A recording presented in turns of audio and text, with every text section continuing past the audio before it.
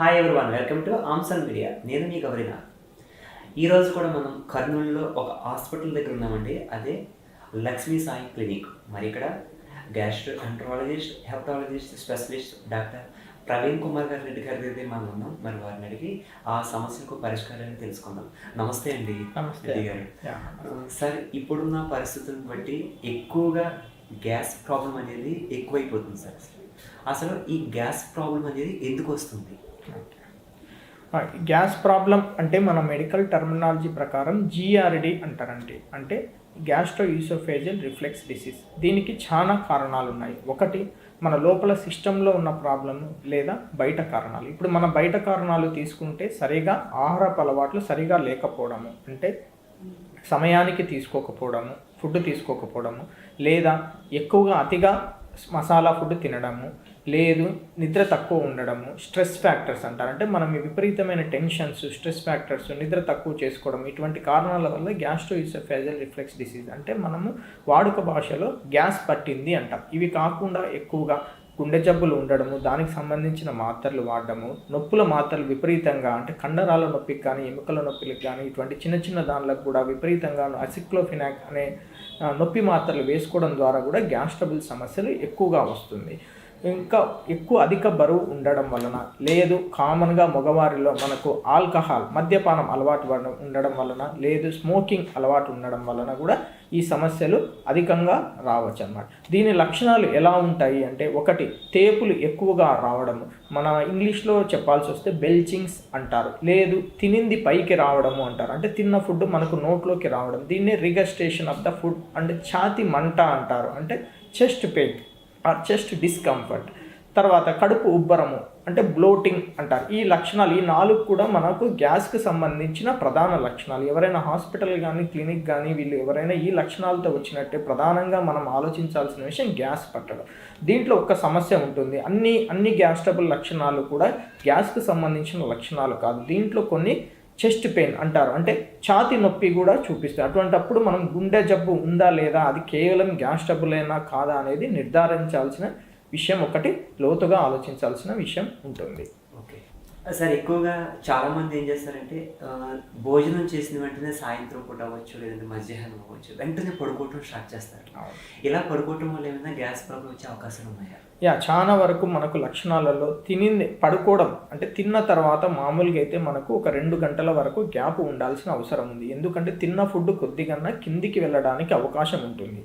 చాలా మందికి మనం తిన్న తర్వాత వెంటనే పడుకోవడం వల్ల తినింది పైకి రావడం అంటారు. అంటే అక్కడ మనకు ఆ పేషెంట్స్ మనం చూసినట్టయితే వాళ్ళకు సిస్టంలో, అంటే మనం లోపలపై చూసుకున్నట్టయితే, అంటే ఎండోస్కోపీ ద్వారా లోపల ఎటువంటి ప్రాబ్లం ఉంది, సిస్టంలో ఏమైనా ప్రాబ్లం ఉందా, అటువంటిది మనం చూసినప్పుడు ఇటువంటి సమస్యను మనం తెలుసుకోవచ్చు. ఇది మనం చూసినట్టయితే ఇది మన తినే అన్నవాహిక, ఇంగ్లీష్లో ఈసోఫాగస్ అంటారు. ఇది మన కడుపు, స్టొమక్ అంటారు. ఇది మన చిన్న పేగు మొదటి భాగము, రెండో భాగంలో సగము. ఇది మనకు తినింది అరగడానికి, తిన్న ఫుడ్ ఉండడానికి మెయిన్ ఉపయోగపడేది. మనం ఏది తిన్నా కూడా తిన్న ద్వారం నుంచి కూడా మనకు ఫుడ్ ఒక 4 గంటలు ఇక్కడ ఉండిపోతుంది. అక్కడ నుంచి నిదానంగా చిన్న పేగులోకి వెళ్తుంది. ఎవరైనా మన గ్యాస్ ట్రబుల్ పడుకున్న తర్వాత తినింది పైకి వస్తుంది అని చెప్తున్నారు అంటే ఇక్కడ ఒక కండరాల సమూహారం ఉంటుంది. దీన్నే స్పింటర్ అంటారు. ఇది అందరికీ కూడా టైట్గా క్లోజ్గా ఉంటుంది. ఎప్పుడైతే మనం ఫుడ్ తింటామో అప్పుడు మాత్రమే ఇది ఓపెన్ అయిపోయి ఫుడ్ని ఇక్కడ స్టోర్ చేసుకుంటుంది. కానీ మనకు 100 పేషెంట్స్ గ్యాస్ ట్రబుల్ పేషెంట్స్ చూస్తే ఒక 50 మందికి, అంటే మినిమం 50% ఆఫ్ ద పేషెంట్స్కి ఇక్కడ స్పింటర్ అంటే కండరాల శక్తి అనేది తక్కువైపోయి లూజ్ అయిపోతుంది. ఇట్లా లూజ్గా, అంటే తినకపోయినా లూజ్గా ఉండడం వలన తిన్న ఫుడ్ అనేది మనకు తెలియకుండానే పైకి రావడము, నోట్లోకి రావడము, తేపులు రావడము, మంట రావడం, ఈ లక్షణాలు అన్నీ కూడా దీనివల్లనే జరుగుతాయి. కాబట్టి దీన్నే హైటస్ ఎర్నియా అని కూడా అంటారు. అంటే ఇక్కడ వెరీ లూజ్ అయిపోయి మన పసరు అంతా కూడా పైకి రావడాన్ని జిఆర్డి హైటస్ ఎర్నియా అంటారు. కాబట్టి ఎవరున్నా కూడా నేను సజెస్ట్ చేసేది ఏంటి అంటే, ఎవరు పడుకున్నా కూడా ఎడం పక్కన పడుకోవడం అనేది చాలా ఇంపార్టెంట్. ఎడం పక్కన అలవాటు చేసుకోండి. ఎందుకంటే మన ఫుడ్ అంతా కూడా ఎడం పక్కన ఉంటుంది, పైకి రాదు. తిన్న తర్వాత వెంటనే పడుకోవడం వల్ల గ్రావిటీ వలన తిన్న ఫుడ్ పైకి వస్తుంది. అందుకని ఒక 2 గంటలు, అంటే తినింది కొద్దిగా కిందికి పోవడానికి టైం ఇవ్వాలి కాబట్టి ఒక 2 గంటలన్నా టైం తీసుకోండి అని చెప్తాను. ఇంకొక పాయింట్ చెప్పేది ఏంటి అంటే, పడుకునేటప్పుడు ఒక 2 దిండ్లు, అంటే హెడ్ ఎలివేషన్ అంటారు, అవి పెట్టుకోవడం వలన తిన్న ఫుడ్ ఒకటి పైకి రాకుండా ఉంటుంది. ఓకే. సార్ ఇప్పుడు చెప్పారు ఎండోస్కోపీ అని చెప్పుకొచ్చారు కదా, అసలు ఎండోస్కోపీ చికిత్స అంటే ఏంటి సార్ అసలు? ఎండోస్కోపీ అనేది ఇప్పుడు అడ్వాన్స్డ్ చికిత్స కిందకి వస్తుందండి. అంటే ఎవరైనా మన జీర్ణకోశ సంబంధిత వ్యాధులు కనుక్కోవడము లేదా ట్రీట్మెంట్ ఇవ్వడం అంటారు. అంటే డయాగ్నోస్టిక్ అండ్ థెరప్టిక్ వాల్యూ రెండింటికి ఉన్నాయి. అంటే ఏదైనా సమస్య వచ్చిన ట్రీట్మెంట్ ఇవ్వచ్చు, జబ్బు అనేది కనుక్కోవచ్చు. ఇప్పుడు గ్యాస్ ట్రబుల్ అని వచ్చిన పేషెంట్కి మనం కొన్ని రోజులు ట్రీట్మెంట్ పెట్టి చూస్తాము. తగ్గలేదు అని అనుకున్నప్పుడు మనం ఎండోస్కోపీ అనే టెస్ట్ చేపిస్తాం. ఎండోస్కోపీ అంటే నోటి ద్వారా వెళ్ళి ఈ తినే అన్నవాహిక, కడుపు, చిన్నపేగు చూసుకునేదాన్ని ఎండోస్కోపీ అంటారు. దీనివల్ల మనకు గ్యాస్ ట్రబుల్ అనేది ఎందుకు వచ్చింది, ఎటువంటి తీవ్రత ఉంది, ఎన్ని రోజులు వాడాలి, ఇక్కడ మన కండరం ఏమన్నా లూజ్ అయిందా అంటే హైటస్ హెర్నియా అంటారు. ఇటువంటివి కనుక్కోవడానికి ఎండోస్కోపీ ఉపయోగపడుతుంది. లేదు ఒక పేషెంట్ మనకు లోపల అల్సర్ ఉంది, అల్సర్ నుంచి సమస్యలు ఏముండొచ్చు అంటే ఒకటి రక్తం కారొచ్చు, అల్సరు, పేగు బొక్క పడవచ్చు. ఈ రెండు కూడా కనుక్కోవడానికి ఎండోస్కోపీ ఉపయోగపడుతుంది. ఇంకా వేరే సమస్యలు ఏ ఉన్నా కూడా మనకి దీని ద్వారా మనము పరిష్కారం సాధించవచ్చు. ఓకే సార్, ఇలాగా గ్యాస్ ప్రాబ్లం ఉంది అనుకుని అనుమానం వస్తే ఎంత టైంలో మనం డాక్టర్ని సంప్రదిస్తే మంచిది అంటారు? యాజ్ ఎర్లీ యాజ్ పాసిబుల్ మనం సంప్రదించడం మంచిదండి. ఎందుకంటే ఇప్పుడు ఉన్న మన ఆహారపు అలవాట్లు, మన ఉన్నదాన్ని బట్టి లైఫ్ స్టైల్ మాడిఫికేషన్స్ అంటారు. అంటే లైఫ్ స్టైల్ ఫ్యాక్టర్స్ని బట్టి చూస్తే 160 నుంచి 80 మందికి సాధారణ గ్యాస్ ట్రబుల్ అనేది సాధారణ కంప్లైంట్ అయిపోయింది. దానికి చూస్తే కారణాలు చాలా వరకు ఉంటాయి. ఇవి నేను ఇంత ముందుకు చెప్పిన కారణాలు అన్నీ కూడా తీసుకున్నట్టయితే కారణాన్ని బట్టి పోతే మనకు సొల్యూషన్ రావడం అనేది చాలా important. As early as possible కనుక్కొని, ఎందుకంటే ఒక్కసారి గ్యాస్ ట్రబుల్ అని పెట్టి మనం ఎండోస్కోపీ చేసిన తర్వాత దాని యొక్క ప్రాబ్లమ్ని బట్టి మినిమం 6 వారాల ట్రీట్మెంట్ తీసుకోవాల్సి వస్తుంది. అసలు అది ఒరిజినల్ గ్యాస్ ట్రబులా లేదా వేరేదా అనేది మనము నిర్ధారించాల్సి వస్తుంది. ఓకే సార్, అది కాకుండా చాలామంది ఏం చేస్తారంటే ఏమైనా గ్యాస్ ప్రాబ్లం వచ్చినా లేదంటే ఏదో కొంచెం అజీర్తిగా ఉందనుకుంటే వాళ్ళకి తెలియని ఒక మెడికల్ షాప్ దగ్గరికి వెళ్ళిపోయి వాళ్ళు ఇచ్చిన టాబ్లెట్ తెచ్చుకుని వేసేసుకోవడం జరుగుతూ ఉంటుంది. వాళ్ళు అసలు డాక్టర్ని సంప్రదించకుండా కొన్ని నెలల పాటు ఆ టాబ్లెట్స్ని తెచ్చుకుంటారు, వేసుకుంటూ ఉంటారు. ఇది ఎంతవరకు కరెక్ట్ అంటారు?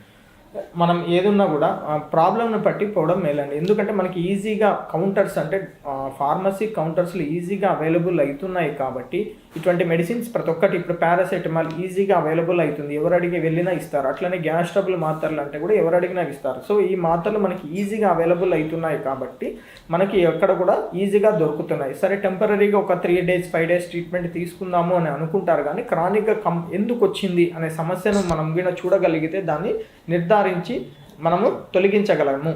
ఓకే, అది కాకుండా సాధ్యమట్టికి ఇప్పుడున్న సిచ్యువేషన్లో అందరూ బిజీ లైఫ్లో ఉన్నారు సార్. అందరూ ఒక ఆహార నియమం అనేది ఒక టైం అంటూ లేదు. ఒకసారి 11 గంటలకు భోజనం చేస్తారు, ఒకసారి 3 గంటలకు భోజనం చేస్తూ ఉంటారు, 5 గంటలకు భోజనం చేస్తూ ఉంటారు. ఇలా భోజనం తగు సమయంలో చేయలేకపోవడం వల్ల కూడా గ్యాస్ ప్రాబ్లం వచ్చే అవకాశం ఉంది ఖచ్చితంగా. ఎందుకంటే మన దీన్ని బయలాజికల్ సర్కేడియన్ రిథమ్ అంటారు. అంటే మన యొక్క డైలీ రొటీన్ యాక్టివిటీ తీసుకున్నట్టయితే ఒక 7 to 8 hours నిద్ర ఉండాలి. మార్నింగ్ పూట తీసుకున్నట్టయితే 3 times భోజనము, బ్రేక్ఫాస్ట్ విత్ 2 meals అని పెట్టినారు. ఎందుకంటే ఇది మన లోపల హార్మోన్స్, యాసిడ్ ప్రొడక్షన్ అంటారు. అంటే పసరు అనేది ఒక టైమింగ్ను బట్టి మన యొక్క అలవాట్లను బట్టి ఉత్పత్తి అవ్వడం జరుగుతుంది. ఇది మార్నింగ్ ఎక్కువగా ఉంటుంది, మధ్యాహ్నం రాత్రి కొద్ది తక్కువగా ఉంటుంది. ఆ టైంలో మనము తీసుకోవాలి. ఆ టైం లేకుండా మనం స్కిప్ చేయడం వల్ల లేదు లేట్ చేయడం వలన వచ్చే సమస్యలు ఏంటంటే ఇక్కడ ఉత్పత్తి అయిన పసరు మన దాని మీదనే దాడి చేసేసి అల్సర్ సిమ్టమ్స్ వచ్చే ప్రమాదం ఉంది. కాబట్టి ఈ టైంకి తీసుకున్నట్టయితే ఇటువంటివన్నీ కూడా తగ్గించుకోవచ్చు. ఒకటి అతిగా తినడం వలన గ్యాస్ ట్రబుల్ వస్తుంది, లేదు ఫుడ్ టైమింగ్స్ మెయింటైన్ చేయకపోవడం వలన కూడా వస్తుంది. ఓకే సార్, ఇలా పెద్ద పేగుల ద్వారా మనకి తీసుకున్న ఆహారం వెళ్తుంది అంటున్నారు. అక్కడ ఏమైనా బ్యాక్టీరియా లాంటిది కానీ తిరుగుబాటు చేసే అవకాశాలు ఉన్నాయంటారా? ఖచ్చితంగా. ఇప్పుడు ఎక్కడ మనకి బ్యాక్టీరియా గురించి మాట్లాడాల్సి వస్తే మనకు నోటి ద్వారా నుంచి పెద్ద పేగు వరకు కూడా అన్ని చోట్ల కూడా బ్యాక్టీరియా ఉంటుంది. ఈ బ్యాక్టీరియా 2 రకాలుగా ఉంటుంది. ఒకటి మంచి బ్యాక్టీరియా, ఒకటి చెడు బ్యాక్టీరియా. మంచి బ్యాక్టీరియా ఎప్పుడు కూడా మన పేగు ఆరోగ్యకరంగా ఉండడానికి హెల్ప్ చేస్తుంది. అంటే దానికి కావాల్సిన ఎనర్జీ కానీ న్యూట్రియంట్స్ అంటే మన పదార్థాలు, మంచి పదార్థాలు కానీ దానికి సప్లై చేయడం చేస్తుంది. దాంట్లో చెడు బ్యాక్టీరియా కూడా ఉంటుంది. అదేంటంటే మనం తిన్న ఫుడ్ని బట్టి కానీ అది ఉత్పత్తి అవ్వడం జరుగుతుంది. ఎప్పుడైనా కూడా దీన్నే డిస్బయోసిస్ అంటారు. అంటే చెడు బ్యాక్టీరియా ఎక్కువ అవ్వడము, మంచి బ్యాక్టీరియా తక్కువ అవ్వడం వలన వచ్చే జబ్బులు చాలా ఉంటాయి. దానికి ప్రధాన కారణం బ్లోటింగ్ అంటారు. అంటే ఉబ్బరం రావడానికి ప్రధాన కారణం చెడు బ్యాక్టీరియా ఎక్కువ కావడం వలన, మంచి బ్యాక్టీరియా కంటే చెడు బ్యాక్టీరియా ఎక్కువ కావడం వలన వచ్చిన సమస్య. ఓకే. ఇప్పుడు మంచి బ్యాక్టీరియా గురించి తీసుకున్నట్టయితే అది ఇప్పుడు మనం డైలీ తీసుకున్నట్టయితే కర్డ్ తీసుకున్నాం, కర్డ్లో మంచి బ్యాక్టీరియా ఉంటుంది, దాన్ని ప్రోబయాటిక్ అంటారు. This is a natural probiotic అనమాట. నేను సజెస్ట్ చేసేది ఏంటంటే ఎవరు డైలీ కూడా అందరూ కర్డ్ అలవాటు చేసుకోండి. ఇట్స్ ఏ గుడ్ బ్యాక్టీరియా, అంటే ప్రోబయాటిక్ అంటారు, దానివల్ల మనకు మంచి జరుగుతుంది. ఓకే ఓకే సార్, మనం తీసుకునే ఆహార నియమంలో కూడా భోజనం చేసే సమయం చాలామంది ఏం చేస్తారంటే ఒక 2 minutesలో త్వరగా చేయడం జరుగుతూ ఉంటుంది. అలాగే వాటర్ కూడా ఎత్తు పెట్టి తాగడం అనేది జరుగుతూ ఉంటుంది సార్. ఇలా తాగడం వల్ల కూడా వచ్చే అవకాశాలు ఏమున్నాయి గ్యాస్ ప్రాబ్లమ్స్? వాటర్ తాగడం వలన ఏమీ లేదని చెప్పగలను, కానీ త్వరగా తినడం వల్ల అంటే మన సిస్టమ్ అంతా కూడా ఒక పద్ధతి ప్రకారం వెళ్తుంది. మనం తిన్న ఫుడ్ ఫస్ట్ నోటిలో అంటే సెలైవా అంటారు, ఆ సెలైవా అనేది యాక్షన్ చేయడానికి కొద్దిగా టైం పడుతుంది. కాబట్టి ఏంటంటే మన పండ్లు ఉన్నది పెద్ద ఫుడ్ని చిన్నగా చేయడం, దానివల్ల ఏంటంటే ఈజీగా లోపలికి వెళ్ళిన తర్వాత అరగడం స్టార్ట్ అవుతుంది. అక్కడ నుంచి ఇక్కడ జస్ట్ ఫుడ్ అనేది పాస్ అయిపోయి మన పసురంతా ఇక్కడ నుంచి ఉత్పత్తి అయిపోయి ఇప్పుడు మన దాన్ని కరిగించడానికి ఉపయోగపడి చేస్తుందన్నమాట. నేను చెప్పేది ఏంటంటే నిదానంగా తినడం వలన ఈజీగా అరగడము, గ్యాస్ ట్రబుల్ లక్షణాలు తక్కువగా ఉండడము, ఉబ్బరం తక్కువగా ఉండడము జరుగుతుంది. ఓకే, చాలామందికి వచ్చిన ప్రాబ్లమ్స్ ఏంటంటే వాళ్ళకు తెలియకుండానే గ్యాస్ ఎక్కువైపోయి అపాన వాయువులు, వాళ్ళకి తెలియకుండానే అపాన వాయువులు బయటికి వెళ్ళడం జరుగుతూ ఉంటుంది అనమాట. ఎందుకు అలా జరుగుతుంది సార్ అసలు? ఇది మన ఆహారపు అలవాట్లను బట్టి ఉంటుందండి. ఎక్కువగా మనం తిన్న ఫుడ్ ఏమవుతుందంటే చిన్న పేగు దాని నుంచి ఇది పెద్ద పేగు. ఇక్కడ ఏమవుతుందంటే మనం తిన్న ఫుడ్ బ్యాక్టీరియా, మన మంచి బ్యాక్టీరియా ఉంటుంది కదా, దాని మీద యాక్షన్ చేసేసి కొన్ని గ్యాస్ అనేటివి ఉత్పత్తి చేస్తుంది. ఫర్ ఎగ్జాంపుల్ ఇప్పుడు మనం ఎక్కువగా క్యాబేజీ, క్యాలీఫ్లవర్ అలవాటు ఉంది, లేదు శనగపిండి పదార్థాలు ఉన్నవి తీసుకున్నారనుకోండి, అవి ఎక్కువగా ఏమవుతుందంటే చెడు గ్యాస్ లోపల పేగులలో ఉత్పత్తి అవుతుంది. దానివల్ల వచ్చే సమస్య ఏంటంటే ఎక్కువగా బ్లోటింగ్ అంటారు, అంటే ఉబ్బరము, డిస్పెప్సియా అంటారు. అంటే ఈ 2 సమస్యలు ఉన్న వాళ్ళు కూడా ఈ గ్యాస్ ఉత్పత్తి ఎక్కువ కావడం వల్ల వచ్చిన సమస్య ఇది. ఒకటి మనకు బయటికి రావాలి అంటే ఒకటి ఫ్లాటులెన్స్ అంటారు, అంటే ఏంటంటే కింద నుంచి మోషన్ పోయే దాంట్లో నుంచి ఎక్కువగా గ్యాస్ అనేది కిందికి వెళ్ళిపోతుంది. లేదు చిన్న పేగులో ఉంటే కన్నా అది తేపుల మాదిరి బయటకు వచ్చేస్తూ ఉంటుంది. ఈ 2 కూడా కేవలం ఏంటంటే ఎక్కువగా చెడు గ్యాస్ ఫామ్ కావడం వల్ల వచ్చిన సమస్యలు. ఇవి కూడా కేవలం మన ఆహారపు అలవాట్లను పద్ధతులను బట్టి ఉంటుంది. నేను చెప్పేది ఏంటంటే ఇట్లా మనకు లక్షణాలు ఉన్నవారు శనగపిండి పదార్థాలు తినకపోవడము, క్యాబేజీ, క్యాలీఫ్లవర్ తినకపోవడం మంచిది. ఎక్కువగా మనకు పీచు పదార్థాలు ఉన్నట్టుగా అంటే వెజిటబుల్స్, గ్రీన్ లీఫీ వెజిటబుల్స్ అంటారు, అంటే గోంగూర, తోటకూర, పాలకూర ఇటువంటివి తీసుకోవడం చాలా మంచిది. సో ఈ పప్పు దినుసులు అంటారు, అంటే చట్నీలు, గ్రౌండ్ నట్స్, మామూలు పప్పులు అవి కూడా తక్కువగా తీసుకోవడం మంచిది, ఎందుకంటే దీనికి గ్యాస్ను ఉత్పత్తి చేసే గుణం ఎక్కువగా ఉంటుంది. ఓకే సార్, మామూలుగా వెజిటేరియన్ కోసం అయితే మామూలుగా ఇప్పుడు చెప్పుకొచ్చారు. నాన్ వెజిటేరియన్లో ఎలాంటివి తీసుకుంటే బెటర్ అంటారు? నాన్ వెజిటేరియన్ గురించి మాట్లాడాల్సి వస్తే మనకు ఏవి ఉన్నా కూడా మనకి దాంట్లో మనం ఎక్కువగా మసాలా వాడతాం కాబట్టి అన్నీ కూడా మనకు గ్యాస్ను ప్రొడ్యూస్ చేసే అధికం ఉంటుంది. ఆయిల్ ఎక్కువ వాడతాం, గ్యాస్ ఎక్కువ ఉంటుంది కాబట్టి బెటర్ టు అవాయిడ్. ఎక్కువగా నేను ఈ చికెన్, మటన్ కంటే కూడా ఫిష్ పదార్థాలు ఎక్కువగా తీసుకోండి అని చెప్తాను, ఎందుకంటే దాంట్లో omega-3, omega-6 ఫ్యాటీ యాసిడ్స్ ఉంటాయి కాబట్టి అవి మన గుండెకు చాలా మంచిది. ప్రోటీన్ ఫుడ్ కాబట్టి మన కండరాలకు కూడా చాలా మంచిది. కాబట్టి ఎక్కువగా గుడ్డు పదార్థాలు, అది కూడా ఉడకబెట్టిన గుడ్డులో తెల్లటిది మాత్రమే తీసుకోమని చెప్తాను. ఎక్కువగా చేపల వాడకం అయితే మంచిది. ఓకే సార్, అది కాకుండా చాలామందికి ఏం చేస్తారంటే ఛాతీలో నొప్పి వస్తూ ఉంటుంది, వాళ్ళది గుండెపోటు ఏమనుకుని చాలా కంగారు పడుతూ ఉంటారు. దీన్ని మనం ఏ విధంగా గ్రహించాలి సార్ అసలు? ఒకటి ఇప్పుడు ఇది వచ్చేసి మనకు ఈ కాలంలో చూసినట్టయితే అతి తక్కువ వయసు ఉన్న వాళ్ళు కూడా గుండెపోటు చూస్తూ ఉంటాం మనం న్యూస్లో కానీ ఎక్కడైనా. వేరే 20 years వాళ్ళు కూడా గుండెపోటు వచ్చింది, ఇబ్బంది పడ్డారు, 30 years వాళ్ళు కూడా. కాబట్టి దీని ఏంటంటే గుండెపోటు ఖచ్చితంగా ఛాతీ నొప్పి అని అనిపిస్తే మాత్రం ఖచ్చితంగా డాక్టర్ని సంప్రదించాల్సిన అవసరం ఉంది. దానికి సంబంధించి ఫస్ట్ బేసిక్గా ఒక ఈసీజీ టెస్ట్ అని చేస్తారు. దాంట్లో ఏదైనా అనుమానం అనిపిస్తే గుండె సైడ్ వెళ్ళడం మంచిది, లేదు అనిపిస్తే మనం గ్యాస్ ట్రబుల్ మాత్రలు పెట్టుకొని కొన్ని రోజులు వాడుకోవచ్చు. ఓకే సార్, అది కాకుండా ఎప్పటి నుంచో చూస్తూ ఉన్నాం, పల్లెటూరులో అవ్వచ్చు, సిటీల్లో అవ్వచ్చు, భోజనం చేసిన తర్వాత చాలామంది సోడా, ఉప్పు, నిమ్మకాయ ఇవి కలుపుకుని తాగడం అనేది ఎక్కువ చేస్తూ ఉంటారు. కొంతమంది అయితే అరుగుతుంది అని అంటారు, కొంతమంది తేనెలు వస్తాయి అంటారు. ఇది మనకి గ్యాస్ ప్రాబ్లం పెంచుతుంది అంటారా, తగ్గుతుంది అంటారా? ఖచ్చితంగా పెంచుతుందండి, ఎందుకంటే దీంట్లో వీటన్నిటిని కూడా కార్బొనేటెడ్ బెవరేజెస్ అంటారు. అంటే ఏంటి అంటే మనకు లోపలికి వెళ్ళిన తర్వాత ఎక్కువగా ఇది రియాక్షన్స్, అంటే మన పసరు యాసిడ్తో రియాక్షన్స్ చెంది ఇది CO2 కార్బన్ డయాక్సైడ్ని ఎక్కువగా రిలీజ్ చేస్తుంది కడుపులో. ఇదే మనకు అల్టిమేట్గా మనకు తేపుల మాదిరి కానీ వచ్చే సమస్య. ఇది అల్టిమేట్గా ఏంటంటే ఈ పసరు యొక్క ప్రభావాన్ని లేయర్ ఏదైతే మనకు అడ్డుగా నిలబడిన ఒక లేయర్ అనేది ఉంటుంది. ఈ పసరు అనేది ఎక్కడ ఉత్పత్తి అయిపోయి మన దాన్నే దాడి చేయకుండా ఒక పొర అనేది ఏర్పడుతుంది, మొత్తం అందరికీ ఉంటుంది. ఈ కార్బోనేటెడ్ బ్రెవరేజెస్ తీసుకోవడం వలన ఈ పొర అనేది థిక్నెస్ మందం అనేది మనకు తగ్గిపోతుంది. అది అల్టిమేట్గా క్రానిక్గా మనం ఎక్కువ రోజులు తీసుకుంటే అల్టిమేట్గా అల్సర్స్ వచ్చే ప్రమాదం ఉంది. ఓకే సార్, ఎప్పటి నుంచో వస్తున్న అలవాట్లలో కాఫీ టీలు తీసుకోవడం అనేది సర్వసాధారణం. అది మార్నింగ్ లేచిన వెంటనే టీలు తీసుకుంటారు, కాఫీ తీసుకుంటారు, భోజనానికి ముందు తీసుకుంటారు, భోజనానికి వెనుక తీసుకుంటారు. సార్ ఇదేమైనా గ్యాస్ ప్రాబ్లంకి ఏమైనా దారితీస్తుందా? ఖచ్చితంగా మనము ఈ జిఆర్డి అంటే గ్యాస్ ట్రబుల్కి వచ్చే కారణాలు చూసినట్టయితే కన్నా ఖచ్చితంగా కాఫీ టీ అనేది ఒక కారణం. మనం కాఫీ టీ ఉదయం తినకముందు తీసుకుంటాం, అప్పటికల్లా కూడా మనకు రాత్రంతా ఏమీ తినము కాబట్టి పసరు అంతా ఇక్కడ ఉత్పత్తి అయ్యి మ్యాక్సిమం చేరి ఉంటుంది. ఎవరికైతే కాఫీ టీ పర్టికులర్లీ అల్లం టీ ఇట్లా ఎవరైనా అంటే స్పైసెస్ ఉన్న టీ తీసుకోవడం అలవాటు ఉంటుందో వాళ్ళకి ఉన్న కెఫిన్, కాఫీలో కెఫిన్ ఉంటుంది. ఈ కెఫిన్కు ఉన్న గుణం ఏంటంటే ఇక్కడ కండరాల శక్తి అనేది తగ్గిస్తుంది. అంటే టైట్గా ఉన్న కండరాలు కాస్త కొద్దిగా లూజ్ అవుతాయి. దానివల్ల ఏంటంటే మనకు జిఆర్డి అంటే రిఫ్లెక్స్ అనేది ఎక్కువ వచ్చే ఛాన్సెస్ ఉన్నాయి. మనం సజెస్ట్ చేసేది ఏంటి అంటే ఎవరికైతే ఈ లక్షణాలు ఉన్నాయో వాళ్ళకు కొన్ని రోజులు ఈ కాఫీ టీ అనేది అవాయిడ్ చేయమని చెప్తాం. ఓకే సార్, ఎక్కువగా పొట్టను ఎక్కువగా ఉంది, పేగులు పట్టినట్టుగా ఉన్నాయి అంటూ ఉంటారు కదా సార్, అలాంటప్పుడు ఏ విధమైన చర్యలు తీసుకోవాలి అసలు? మనకి గ్యాస్ ట్రబుల్లో ఎప్పుడు కూడా లక్షణాలలో ప్రధానంగా కడుపు నొప్పి అనేది రాదు. ఎక్కువగా కడుపు ఉబ్బరము, కడుపు టైట్గా ఉంది, తినింది పైకి వస్తుంది, ఇవే ప్రధాన లక్షణాలు. నొప్పి ఉంది అంటే అది గ్యాస్ ట్రబుల్లో ఏమైనా అల్సర్ ఉందా అనేది చూస్తాం. లేదు ఇతర కారణాలు అంటే గాల్ బ్లాడర్లో స్టోన్స్ ఉండడం వల్ల కానీ, కిడ్నీలో స్టోన్స్ ఉండడం వల్ల కానీ, ప్యాంక్రటైటిస్ కానీ ఏమన్నా వేరే కారణాలు ఉందా అనేది అల్ట్రాసౌండ్ టెస్ట్ ద్వారా మనము వేరేది ఏమీ లేదు అని నిర్ధారించుకున్న తర్వాత మనము అది గ్యాస్ ట్రబుల్ వల్లనే ఉండొచ్చు అని దానికి మందులు పెట్టడం మంచిది. ఓకే, అంటే ఇది మనకి ఏ విధంగా గుర్తించి డాక్టర్ని సంప్రదించాలి సార్ ఎటువంటి సమస్యలు వస్తాయి? అంటే మనకి నేను చెప్పాను కదా గ్యాస్ ట్రబుల్కి సంబంధించిన లక్షణాలు వచ్చేసి ఇవి తినింది పైకి రావడము, తేపులు, కడుపు ఉబ్బరము, గ్యాస్ ఎక్కువ పట్టేయడము, కింది నుంచి గ్యాస్ ఎక్కువ రావడం, మలబద్ధకం, ఇవన్నీ కూడా గ్యాస్ ట్రబుల్ లక్షణాలు అంటే పేగుకు సంబంధించిన లక్షణాలు.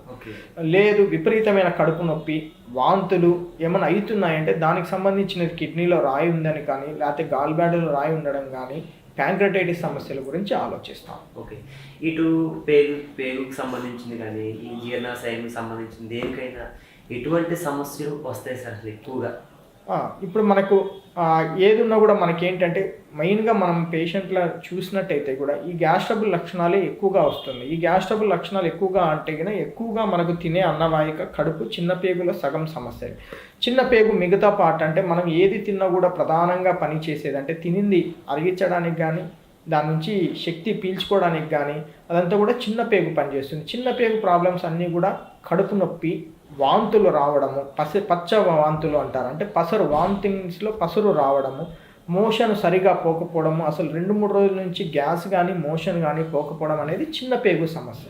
అదే పెద్ద పేగు సమస్య తీసుకున్నట్టయితే పెద్ద పేగు అనేది మనకు ఒక 150 సెంటీమీటర్లమే ఉంటుంది. దాన్ని మనము కుడి పక్కన పేగు, ఎడం పక్కన పేగు, మధ్య పేగు అంటాం.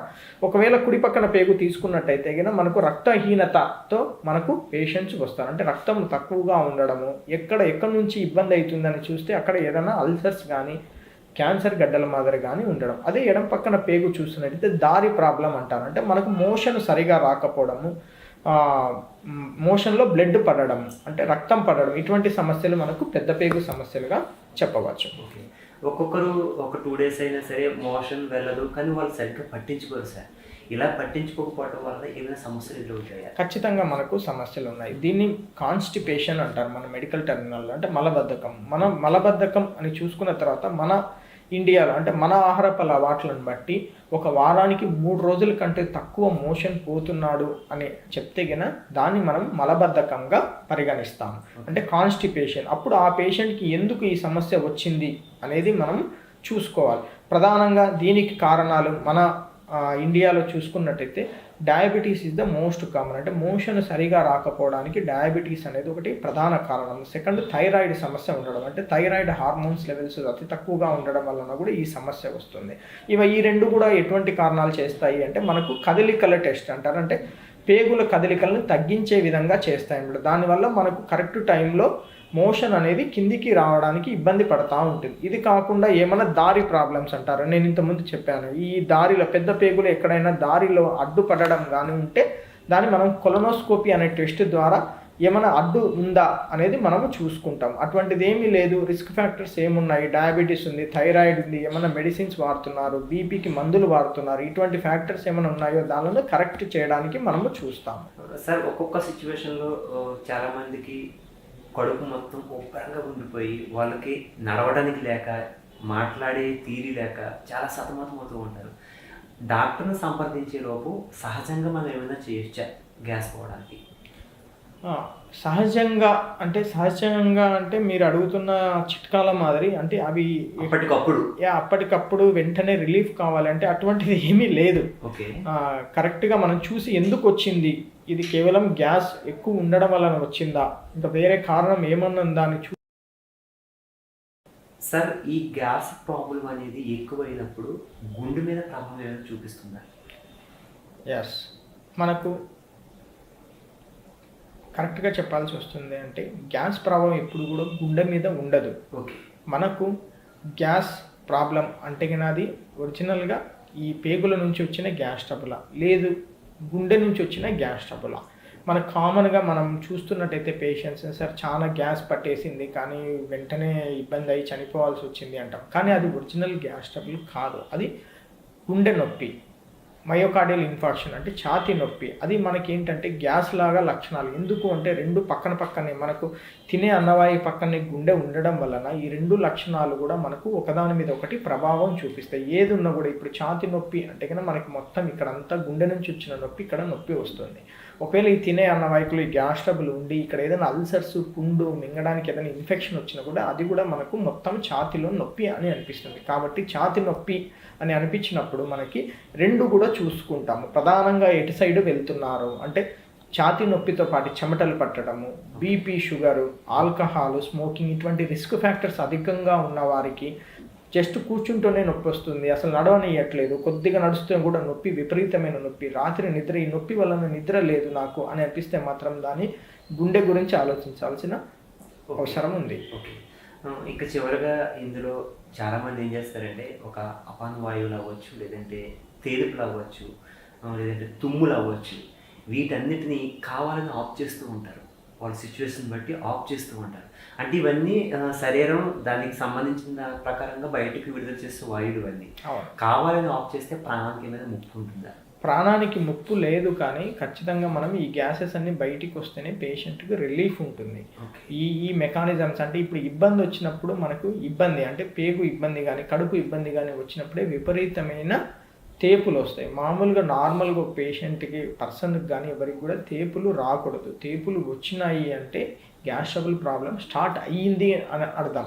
మనం మందులు ఇస్తే కానీ ఈ తేపులు అనేటివి పూర్తిగా తగ్గిపోతాయి, అంటే నార్మల్ అయ్యాడు, సిస్టమ్ అంతా కూడా నార్మల్ అయ్యింది, లోపలంతా కూడా నార్మల్ అయ్యింది అని మనం అనుకోవాల్సి ఉంటుంది. ఓకే ఓకే సార్, ఇంకా గ్యాస్ట్రోఎంట్రాలజిస్ట్గా చాలా చెప్పుకోవచ్చు. ఇంకా హెపటాలజిస్ట్గా కూడా మీరు చాలా వర్క్ చేస్తున్నారు చాలా రోజుల నుంచి. సార్ ఇందులో ముఖ్యంగా వచ్చేసి ఈ లివర్పై మీరు చాలా చూసుంటారు సార్. ఎక్కువగా కామెర్లతో చనిపోయారని ఎక్కువ అంటూ ఉంటారు సార్. కామెర్లు అంటే ఏంటి అసలు? కామెర్లు అంటే కన్నా ఇంగ్లీష్లో మన మెడికల్ టర్మినాల్లో జాండీస్ అంటారు. జాండీస్ అంటే మన కళ్ళు పచ్చగా ఉండడం అనమాట. అంటే మామూలుగా మన సిస్టమ్ అంతా కూడా ఈ ఎర్ర రక్త కణాలు అంటే రెడ్ బ్లడ్ సెల్స్ అంటారు. ఇవి దాని యొక్క వయసు 120 రోజులు. అవి అయిపోయిన తర్వాత అవి పగిలిపోయి నిదానంగా బయటికి రక్తంలో కలిసిపోయినప్పుడు ఈ బిలిరుబిన్ అనేది మనకు రక్తంలో బయటకు వస్తుంది. నార్మల్గా ఆరోగ్యకరంగా ఉన్న పర్సన్ ఎవరికి కూడా ఈ రక్తంలో ఉన్న పసరికలు అంటే 1 పాయింట్ కంటే తక్కువగా ఉంటాయి. అవి నార్మల్గా ఆరోగ్యంగా ఉన్నప్పుడు.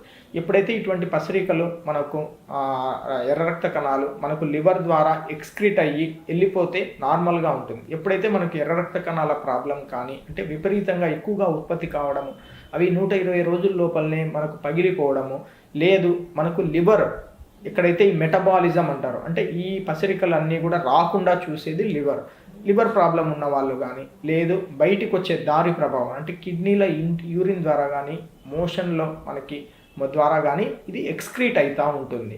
ఈ సిస్టంలో ఎక్కడ ఇబ్బంది ఉన్నా కూడా మనకు పసిరికలు వచ్చే ప్రమాదం ఉంది. దీంట్లో మనకు ఎక్కువగా ఇబ్బంది పెట్టేది అంటే లివర్ నుంచి వచ్చిన పసిరికలు. ఎందుకంటే ఒక బిలిరుబిన్ మనకు పసిరికలు రావడానికి కారణమయ్యే ఒక కెమికల్, అది ఒక సబ్స్టెన్స్ మనకి లివర్లో ఉండడం వలన, లివర్లోనే బయటికి రావడం వలన ఎక్కడైతే దారిలో ఇబ్బంది అయినా కూడా మనకు పసిరికలు రావచ్చు.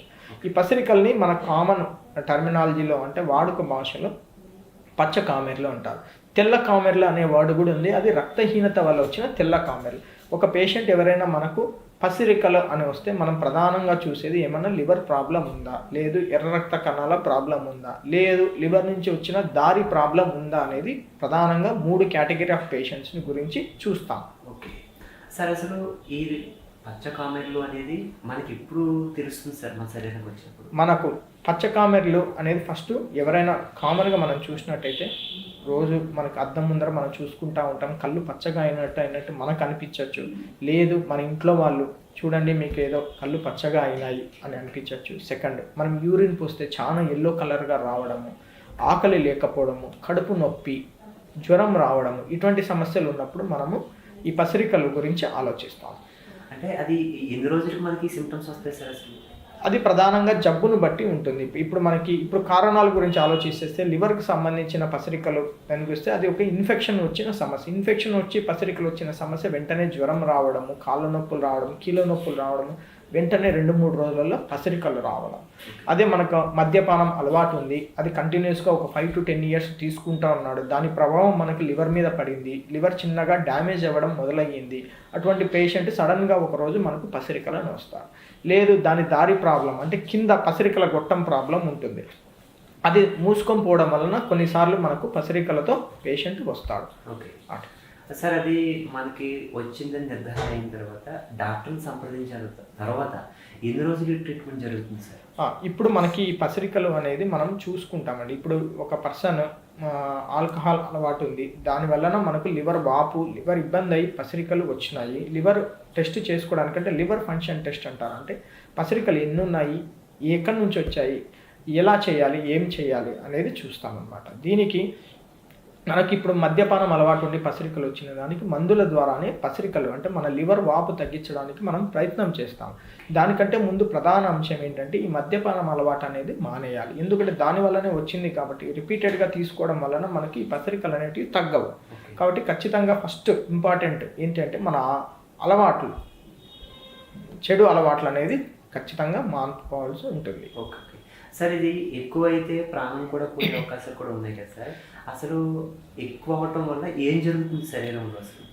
ఇప్పుడు మనకి ఏంటంటే ఇది ప్రాణాపాయ స్థితి. అంటే మనకి ఏమంటారంటే ఒక్కసారి లివర్ నుంచి పసిరికలు అనేవి ఉత్పత్తి అయిన తర్వాత మనకు సమస్యలు మొదలవుతుంది. అంటే ఈ కిడ్నీలు చెడిపోవడం వల్ల కానీ, లేదు ఈ పసిరికలు అనేవి మెదడుకు పాకడం ద్వారా అంటారు, దాన్నే హెపాటిక్ ఎన్సెఫలోపతి అంటారు. అంటే మనది ఏదైతే ఈ పసిరికలు రాకుండా మన లివర్ చూస్తుందో అది పని చేయకపోవడం వలన విష పదార్థాలు అన్నీ కూడా రక్తంలో చేరుతాయి.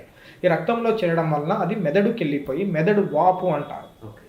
మెదడు యొక్క పనితనం అలర్ట్నెస్ అంటారు, అంటే మనం మాట్లాడేది అంతా కూడా పని, చేతులు కాళ్ళు కదిలిచ్చేది ఏది చేయాలని కూడా మెదడు అనేది యాక్టివ్గా ఉండాలి. ఈ హెపాటిక్ ఎన్సెఫలోపతిలో మనకు మెదడు చురుకుదనం తగ్గిపోతుంది. ఇది తగ్గడం వలన పేషెంట్ ఇన్యాక్టివ్ అయిపోతాడు, అంటే కోమా అంటారు, మన వాడుక భాషలో చెప్పాలంటే కోమాలోకి వెళ్ళిపోయే ఛాన్సెస్ ఉన్నాయి. లోపల మనకు ప్రెజర్ ఎక్కువైపోయి మనకు గాలి తీసుకోవడానికి, పని చేయడానికి అవసరమైన అత్యంత ముఖ్యమైన సెంటర్స్ అన్నీ కూడా మెదడు మీద ప్రభావం చూపడం వల్ల మనిషి చనిపోయే ప్రమాదం కూడా ఉంది. సెకండ్, మన లివర్ నుంచి ఒకటి ఐఎన్ఆర్ అంటే పీటీ విత్ ఐఎన్ఆర్ అనే టెస్ట్, అంటే మనం రక్తం ఎక్కడ ఉన్నా కూడా అత్యంత త్వరగా దెబ్బ తగిలిన తర్వాత కానీ రక్తం గడ్డ కట్టకుండా చూడడానికి ఒకటి మనకు లివర్ నుంచి అన్నీ కూడా ఉత్పత్తి అవుతాయి. అవి కూడా లివర్ ప్రాబ్లం ఉన్న పేషెంట్స్కి ఈ కండిషన్ పోతుంది. అంటే ఎక్కడంటే అక్కడ పడే రక్తం కారడము, పేగులలో రక్తం కారడము, మెదడులో రక్తం కారడం వలన పేషెంట్ ప్రమాదం అయ్యే ఉంది. దీన్నే కొయాగులోపతి అంటారు. ఈ రెండు కూడా ఉన్నట్టయితే పేషెంట్ని మనము లివర్ ఫెయిల్యూర్లో ఉన్నాడు అని చెప్తాం. అక్యూట్ లివర్ ఫెయిల్యూర్ అని ఉంటుంది, అంటే సడన్గా లివర్ అనేది దాని పనితనము దాని యొక్క కోల్పోయి లివర్ అనేది ఫెయిల్ అయిపోయి మనిషి చనిపోయే ప్రమాదం ఉంటుంది. ఇది 100 కేసులో దాదాపుగా ఒక 5 కేసులకి ఇలా జరుగుతుంది.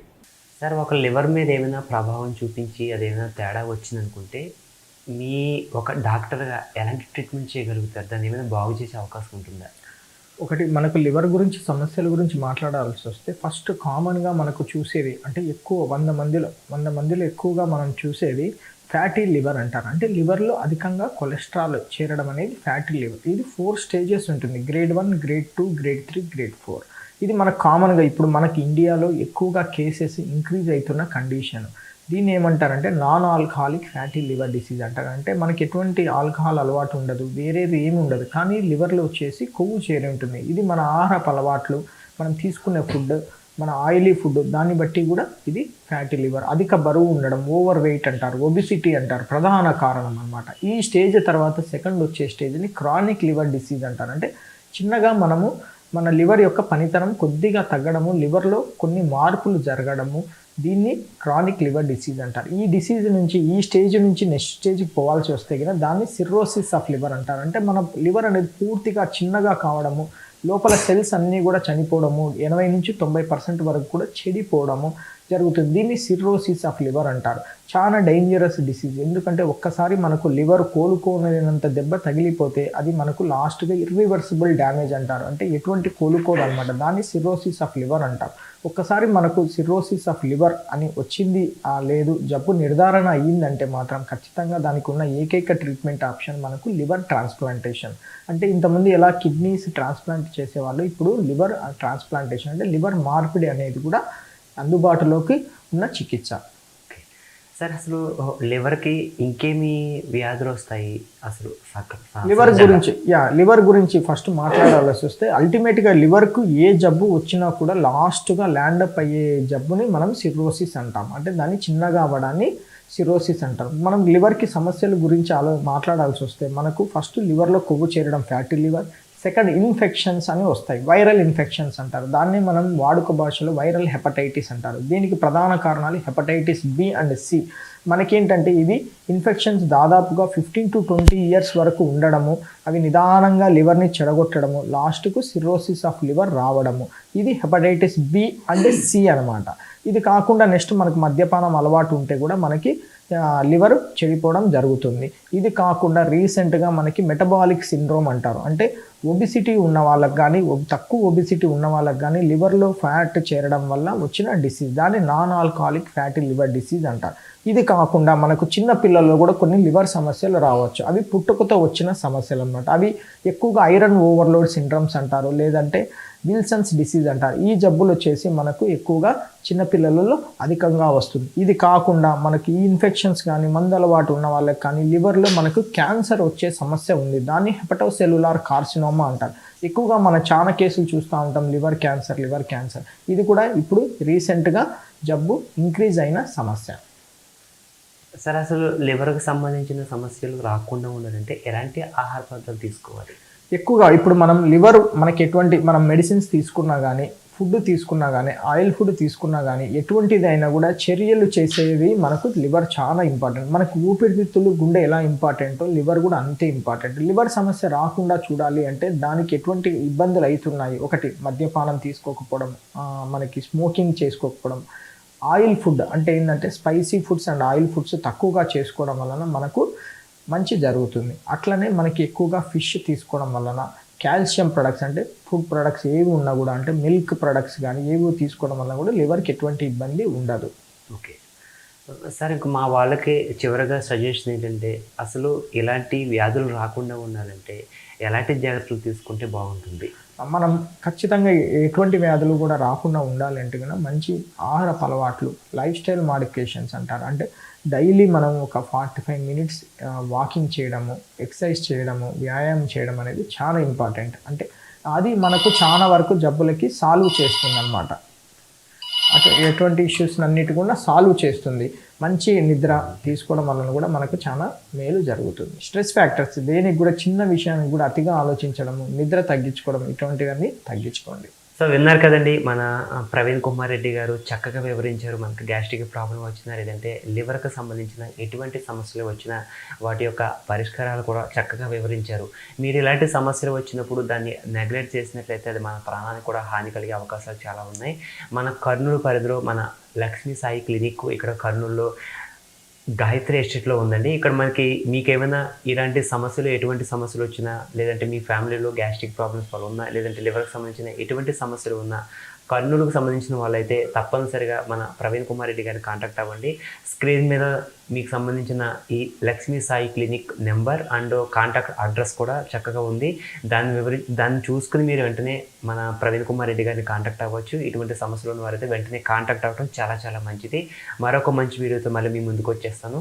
సార్ ప్రవీణ్ కుమార్ రెడ్డి గారు మీరు కూడా గ్యాస్ట్రిక్ సంబంధించింది, దానికి సంబంధించిన లివర్కి సంబంధించిన పరిష్కారం ఎలాగా వస్తాయి సమస్యలను కూడా చక్కగా వివరించారు. ఎంతో మీ విలువైన సమయాన్ని కేటాయించి మా ప్రేక్షకులకు మాకు మంచి సమాచారం అందించారు.